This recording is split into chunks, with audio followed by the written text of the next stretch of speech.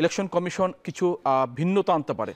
আমাদের আব্দুল আলিম ভাই যেটি বললেন যে আসলে ব্রিফিং, শুধু ব্রিফিং দিয়ে কি তাদের মনোবল ঠিক করা যায়? আমরা অতীতে নির্বাচনে কি দেখেছি, আপনি প্রশিক্ষণ খুব ভালো প্রশিক্ষণ দিচ্ছেন, কিন্তু তাদেরকে উপরে থেকে হ্যালো করছে, কর্মকর্তা হ্যালোর উপরে চলছে, নির্বাচন কমিশনের নিয়ন্ত্রণের চেয়ে বাইরের নিয়ন্ত্রণ বেশি থাকছে। এবার সে সুযোগটা হয়তো কম থাকবে, কিন্তু এই যে হ্যালোর প্রভাব, হ্যালো আসলে আপনি করবেন না, হ্যালোর শুনবেন না, আপনি শুনবেন আইনবিধি, আপনি দেখবেন রুলস রেগুলেশন, আপনি দেখবেন প্রো পিপল হবেন। সেটা যদি করতে হয় তাহলে এই কিতাবি প্রশিক্ষণের পাশাপাশি তাদের প্র্যাকটিক্যাল প্রশিক্ষণটা অনেক বেশি জরুরি, অনেক বেশি জরুরি।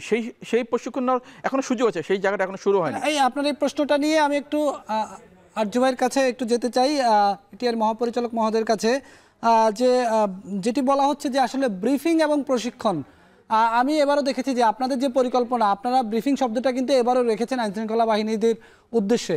সেক্ষেত্রে মাত্র 50,000 আইনশৃঙ্খলার কর্মকর্তাকে আপনারা রেখেছেন হাতে, যাদেরকে আপনারা ব্রিফিং দিবেন অথবা প্রশিক্ষণ দিবেন, কিন্তু সারা দেশে ভোট গ্রহণে 8 লাখের উপর আইনশৃঙ্খলা বাহিনীর সদস্য দায়িত্ব পালন করে। এই পুরো আইনশৃঙ্খলা বাহিনীকে প্রশিক্ষণের আওতায় কিভাবে আনা হবে? আর এই যে ব্রিফিং শব্দটা আপনারা এখনও রেখে দিলেন, তাদেরকে কি আসলেই একটি ছোট ব্রিফিং দিয়ে ছেড়ে দেওয়া হবে, নাকি পূর্ণাঙ্গ প্রশিক্ষণ দেওয়া হবে? না না, বিষয়টা সেরকম না। আমাদের যে ট্রেডিশনাল প্রশিক্ষণ পদ্ধতি আমরা সেখান থেকে বের হয়ে আসছি। আমরা যে কোর্ট ট্রেনিং শুরু করেছি, 2টা পার্ট।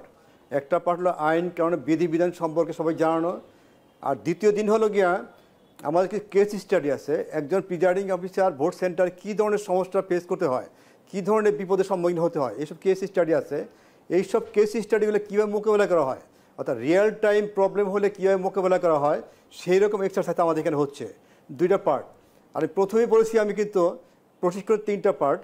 একটা হলো আপনার আইন কারণে বিধিবিধান সম্পর্কে জানানো, দ্বিতীয়টা হলো নির্বাচন প্রক্রিয়াটা কীভাবে দায়িত্ব পালন করে, তৃতীয়টা হলো কনফিডেন্স বিল্ডিং। সেই কনফিডেন্স বিল্ডিংয়ের জায়গাটায় আমরা রিয়েল টাইম এক্সারসাইজ যেটা, সেটা করাচ্ছি আমরা মাঠ থেকে তথ্য নিচ্ছি যে প্রিজাইডিং অফিসাররা ভোট সেন্টারে কী ধরনের প্রবলেম ফেস করে, কী ধরনের বিপদের সম্মুখীন হয়, এই জাতীয় তথ্য নিয়েছি আমরা। সেটাকে আমরা রিয়েল টাইম এক্সারসাইজ করে আমাদের যারা টিওটি করতেছেন কোর্টে তাদের জানাচ্ছি, তারা একইভাবে পরবর্তী সময়ে এই বিষয়ে যাবে। অর্থাৎ গতানুগতিক যে ব্রিফিং বিষয় সেরকম না আসলে।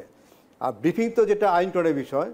আর আপনারা জানেন যে আইন শৃঙ্খলা রক্ষার বিষয়ে আমরা এখানে একটা ইনডেপথ প্রশিক্ষণ করাই। মাঠে কী কী ধরনের প্রবলেম হয়, এটা প্রশ্ন আসে, আমরা জবাব দেবো, রিয়েল টাইম কিছু এক্সারসাইজ হয় আমাদের এখানে। অর্থাৎ প্রশিক্ষণটাকে আরও কার্যকর করার জন্য, যাতে করে মাঠ পর্যায়ে যারা প্রশিক্ষণ হবে, যারা দায়িত্ব পালন করবে, কোনো ধরনের কনফিডেন্সের অভাব না হয় এবং যথাযথভাবে কাজটা করতে পারে, এই জন্য আমাদের যা যা করা দরকার প্রশিক্ষণে আমরা সবই করতেছি আমরা।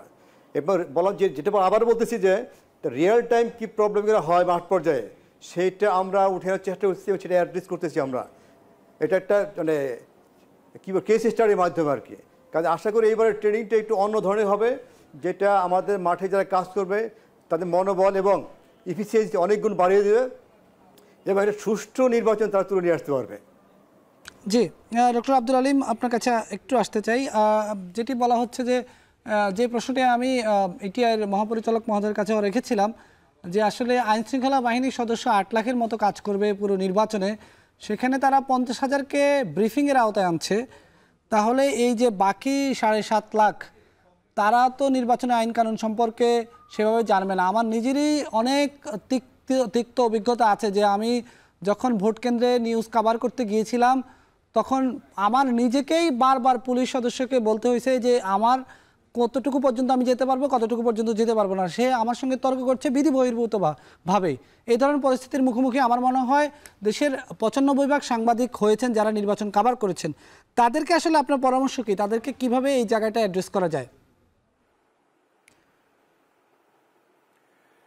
আমার কাছে মনে হচ্ছে যে 50,000 পুলিশ সদস্যকে প্রশিক্ষণের আওতায় আনা হবে, আমি জানি না, সেটা সম্ভবত টিওটি টাইপের একটা কিছু।